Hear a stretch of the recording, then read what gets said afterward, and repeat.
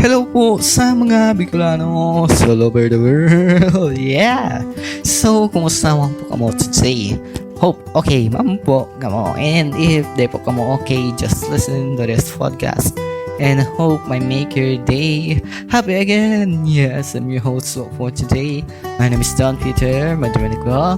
And now, you're listening to the episode 16 of Kaulay Podcast. Yes, Kaulay Podcast is powered by PB Production. Yan. So, before kita maduan sa pinaka-topic for this episode, yan, may good news ako sa inyo guys. Diba sa mga listeners ko dyan, aram nindo na podcast na ini is available lang sa Spotify, YouTube, and YouTube Music. Yan. So, good news. Naging possible na guys na available ng Kaulay Podcast sa Apple Podcast, Deezer, Amazon Music, and iba pa pong podcast platform. Yes. Nahanapan ko na siya guys ng paagi kung paano po may distribute yung podcast na yun sa iba-ibang platform. Kaya ang ibig sabihin, bako lang sa mga listeners kang Spotify, YouTube ang makakadawang kang podcast ko. Dakol na pong mga madlang tips ang makakahinanyog kang podcast na ini, and mas dakol na Bicolano ang marireach kang podcast na ini. Kaya somehow, thank you very much na nahanapan ko na ni paagi. And kung nagdadaong po kamo sa Apple Music and Deezer, yan, welcome po sa podcast na ini, and hope mag-enjoy po kamo sa paghinanyog. And ini ang episode na ini, episode 16, yan. Saro na po ini sa episodes na magiging available na po sa platform kan podcast, yan. Tapos, ano pa daw? Ay, yun, natandaan ko na. Shoutout kay Taga Bicol Podcast. Yes. Nilay ko kayo sa page ninda gamit yung page ko na Kaulay Podcast. Tapos, di ko aram, manonotice pala ninda. Tapos, nag-status na mag-ulay da kami once makauli na sinda. Ang aram ko, host kan Taga Bicol Podcast is nasa US pa sinda until now, yata.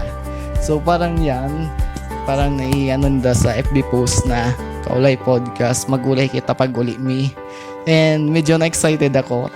Nagdadang kaya ako kang podcast ninda mga 2023 pa. And magayon para kayong content ninda, and very inspiring and very, sa tong mga Bicolano, since Bicolay Electro yung gamit ninda sa podcast. Kaya, very happy ako na na-notice ako taga Bicol. And kung dadang po ka mo sa host kan taga Bicol, medyo na rin ako kasi mangyara nila. And hope sa future magkaigwang po kada ng pagkakataon na mag-collab, even though pwedeng virtual or mas magayon in person. Yan, di ba? Okay, so mundo na po kita sa pinaka-topic for this episode. Yan. So, ngunyan po, gagamitan tayo comfort cards comfort cards version 2. Yan. So, balik muna kita sa version 2. Tagli siyang hapot. Okay. And may napili na po akong question. So, if guys gusto nindo na participate sa hapot simbagan or orulay sa episode din, mag-comment lang po kamo. Okay. Yan. So, una na po yung question na napili ko. Yan. Under siya guys sa category kan acceptance. Sabi po kailan mo naramdaman na ang mundo ay hindi patas? So, ulitin ko yung question. Kailan mo naramdaman ang mundo ay hindi patas? Or in Bicol, kasarin mo na mapi na kinamban is bakong patas. So, kung akong hahaputon, syempre, di ba na-share ko sa inyo sa previous episodes na may hilang ako? Yan. Pag mati ko, bakong patas ako ang kinaaban everyday. Kasi yan, inot na may hilang ako. Kadua,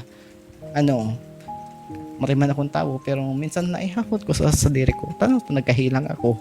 While may pag nahihiling ko yung mga marhaot, di man sa pag-compare. Pero, di ba, may time na pag may hilang kita, may rare times na i-compare ta yung sa diri to sa iba, yan. As, God-fearing person, parang naihapot ko minsan na nagkahilang ako while yung mga maraot baga marayang buhay, mayayaman, mga kurap, 'di ba? Naiabot din do yan, guys. Yan. So everyday ay pagmate ko parang bakong patas. Yan. Tapos syempre bako lang ikang nakakaranas kan. 'Di ba sa barita may nahiling kita na may mga iba na nagiging victim kan crime and bako man maging yung nagihan talaga ninda. Siguro bako lang ako ang nakamati na no. The world is unfair. Pati din yung iba. Pero feeling ko high chance na mamuti muna bakong patas ang kinabansa sa to kung may pinagdadaanan kita.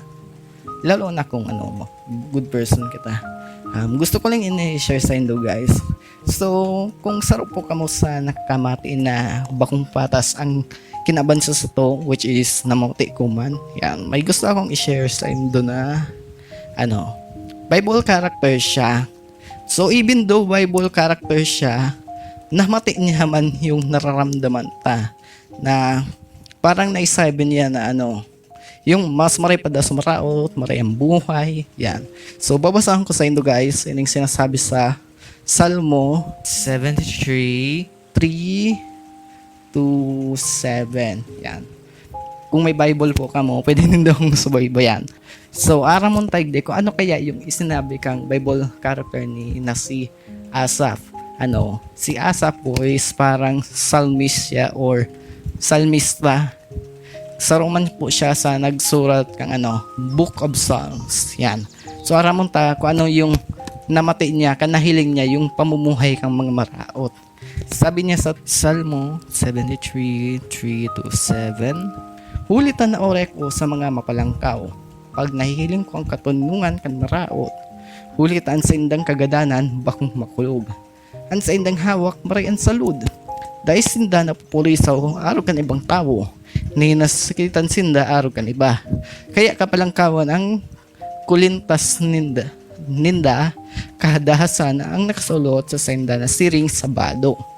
Huli sa paging asenso ninda, nagburotlog ang sendang mga mata, ang mga nakamtan ninda, or pa sana ay mahinar ang puso ninda. So, guys, nabibigyan ba nindo yung na-feel ni Asaph? Yan, so, since bako kayo kitang perfect, there's a chance na mapipil ta talaga yung napipil ni Asaph na lalo na ba kung naglilingkod kita sa Diyos, niligibot na yung maray. Minsan ay hapot na haduta. Arg po kayo na yung naranasan ko. Sa point of view ko, di ko man biniblame si Jehovah God, pero minsan ay hapot kan sa sadiri ko. Pero may magaya na bareta man ang Bible. Yan, so sa kaparehong verse sa Salmo or awit 37:27, yan, may na-realize man si Asaph about sa pamumuhay kan mga maraot. Sabi po igde, totoo ng God na magkakaparara ang mga nagdanaday na narayos sa imo. Tatapuson mo ang lambang sarunan dahil naging may bod na nagbaya sa imo. Yan, so po yung tinutukdo kang Bible verse na ini. So even though nahihiling ta yung mga maraot na nag-asenso, parang tahimik, makwarta, pero arugman ka na sa teksto, once na day sinda nagbago, tas umabot yung aldaw ng Diyos, Judgment Day, mapapara sinda. Tapos, ini man guys yung gusto kong i-share pa sa inyo na Bible verse. Yan, kung halimbawa guys, nafe-feel nindo na garong nagiging mapanggana ang marawot. Yan. Ini po yung good news from the Bible. Yan, so sabi po dikit na sa ng panahon na sinamarawot mawara na. Hihilingon mo ang datindang kinamumugtakan asin mayo na sino dyan. Sa verse 11, alagad magiging pagsadiri kan mahuyo ang daga asin makanumpong sinda nila pilabing kaumahan huli sa abundang katuninungan. Yan. So sa verse 10, ina-assure sa to ni Jehovah God na dahil na magiging hahaloy ang mga marahon. And mabot na po yung time na kitang mga may bod, kitang mga maray, ang may star digdi sa daga.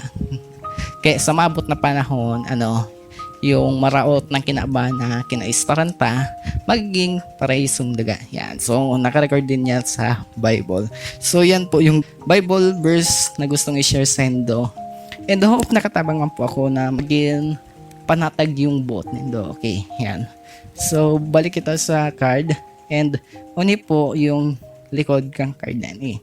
So, sabi po hindi, the world isn't always fair, pero kaya mong piliin na gawing mas magaan at mas makulay ang landas na tinatahak mo.